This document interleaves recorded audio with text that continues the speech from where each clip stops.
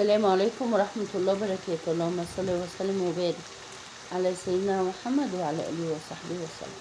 هعمل معاكم النهاردة إن شاء الله شاورما الفراخ. أول حاجة هتبل الشاورما. أنا كان عندي نص كيلو فيليه، طلعته وقطعته شرايح رفيعة زي الشاورما كده. خلاص هبدأ بقى أتبله. طبعا الشاورما بتتبل بالزبادي. انا بقى هعمل تتبيله بسيطه من غير زبادي بالتوابل والخل. احط فلفل اسود وبهارات لحمه وبهارات شاورما وبابريكا وكزبره ولورا مطحونه وربع كوبايه خل ومعلقه ملح. ماشي. وهقلب بقى التتبيله دي ابسط تتبيله للشاورما لما متكونيش عايزه تحطي فيها زبادي. لو في زبادي بتحطي مع اللي انت حطيتيها دي زبادي وتقلبيهم كلهم في بعض. ومحضره انا هنا فلفل الوان اهو مقطعاه شرايح والبصل.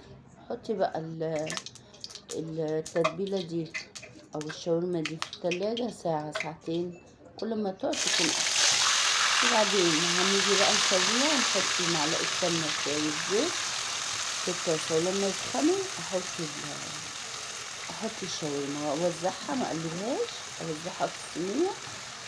وبعدين لما تاخد لون بقى من تحت اروح بقى مقلباها. افضل بقى اقلب فيها كده طبعا عشان ميتها طبعا ما تنزلش، فنسيبها تاخد لون الاول. وافضل بقى اقلب فيها كده واشوح فيها لغايه لما تستوي. طبعا الفيليه بيستوي اول ما بياخدش سوا. طبعا الاكل بقى يعني الاولاد مش بيحبوا الطبيخ والرز والحاجات دي دايما في الصيف، بيحبوا السندوتشات. طبعا السندوتشات دي من بره غاليه، فانت لما تجيبي نص كيلو فليه او ربع كيلو فليه وتعمليه في البيت بيبقى انضف واوفر، الطعم جميل كمان. يعني الطريقه دي طعمها حلو قوي، وفي شاورما الفراخ جميله والله. كانت السندوتشات في منتهى الجمال. اول لما الشاورما تستوي معاكي ابدأي بقى حطي الخضار. حطيت البصل اهو، طبعا دي بصله كبيره او بصلتين، حطي اللي انت عايزاه وقطعيهم جوانح كده وشوحيه. بعدين حطي الفلفل الالوان وبرده شوحيه مع الشاورما. ما تشوحيش بقى ما تسيبوش بقى الخضار لغايه لما يتهري، لا انا عايزاه كده صحي كده، وعشان بيدي طعم جميل للسندوتشات وهو صحي كده. طعم الخضار لسه بيبقى محتفظ بنفسه.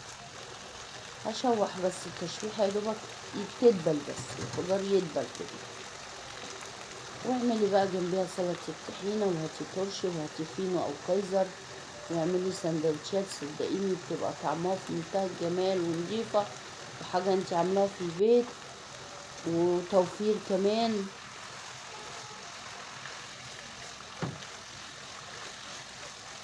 يبقى الف هنا ان شاء الله.